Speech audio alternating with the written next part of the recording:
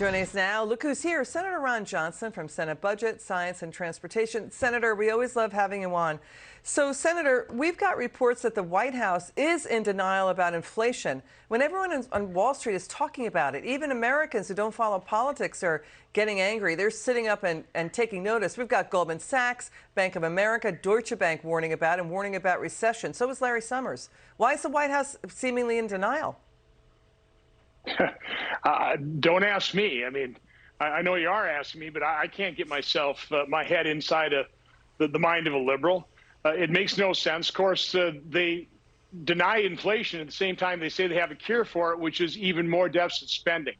But I think what your listeners all have to understand is these things don't just happen. You know, our open borders, out of control inflation, record gas prices, these are the direct result of this administration's policies. And of course, they just don't want to own up and accept the disastrous results of their policies. But this is what happens. And we've got this new Quinnipiac poll.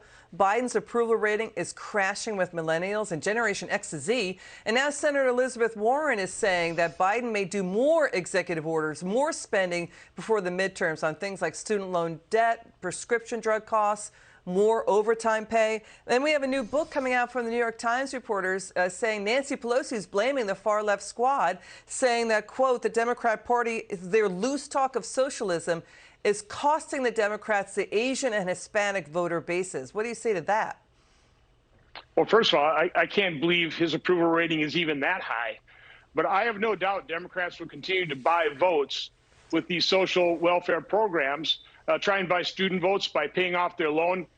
How fair is that going to be to people that didn't go to college or that paid off their student loans?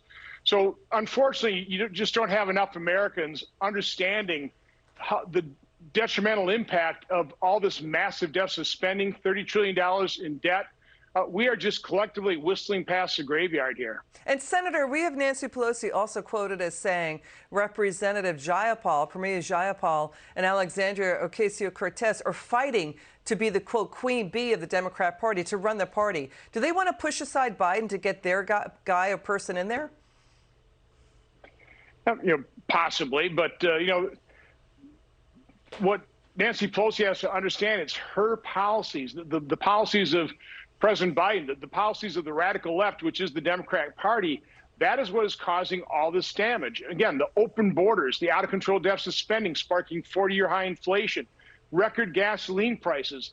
These things didn't just happen. This is the direct result of Democrat governance, Democrat policies. I hope America is paying attention. Yeah, and Nancy Pelosi is being blamed for destroying the modern Democrat Party, right? I mean, she just emptied out the bench on the moderates. We have that. We also have chaotic messaging out of the White House. What was your take when you saw the White House suddenly doing a 180 and resuming oil leases on federal land? It feels like a dog and pony show. It's a major 80% reduction in the number of acres offered for drilling and a 50% increase in the royalties the oil and gas guys got to pay.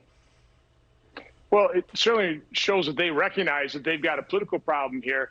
But again, they're doubling down on their failed policies. It's their war on fossil fuel that has sparked this increase in gasoline prices and energy prices across the board. Americans need to keep and hold them accountable for exactly what they're doing to this country. Okay, let's watch this. We're going to watch for months. You and I have talked about this, how Democrats have excoriated oil and gas executives.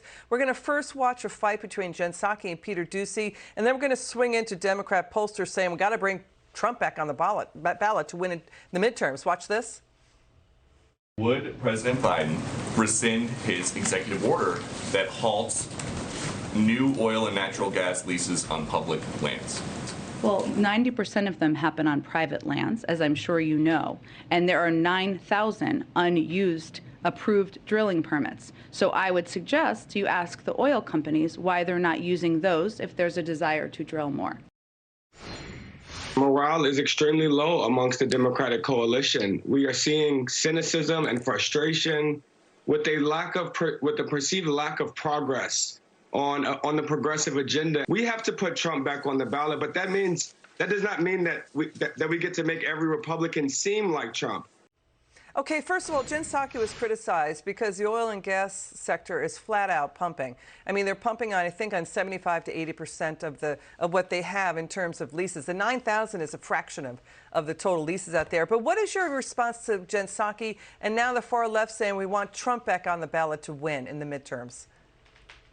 Well, Jen Psaki to me just displays the arrogance the Democrats, by and large, display. You know, their hypocrisy. But Elizabeth, they have the assurance that the bulk of the mainstream media is in their back pocket. We don't have journalists in the mainstream media anymore. We have advocates for the radical left, for the Democrat Party. And so they can always rest assured that no matter what lie, no matter what BS they're putting forward, the mainstream media will carry that lie and try and bamboozle the American public. And by and large, that's exactly what happens. And that's a real problem for this country. You take a look at, the interference that the mainstream media engaged in the 2020 election by withholding the Hunter Biden story. They did far more damage to our democracy. They interfered in our election to a far greater extent than anything Russia ever could have hoped to accomplish. Now they're talking about getting Trump brought back up in the midterms in order to win. What do you think of that strategy? It's their title playbook. I'm sure they continue to blame Russia and Putin. Again, they created this Russian hoax out of whole cloth. The Hillary Clinton campaign did. And by the way, John Durham's investigation is certainly proving that point. So they just go back to the same titled old playbook, hoping it'll work. By and large, the mainstream media backs them up. It just might. So more Americans have to awaken to the real damage Democratic governance does to this country. Senator Johnson, it's always a pleasure to have you on. Thanks for spending time with us.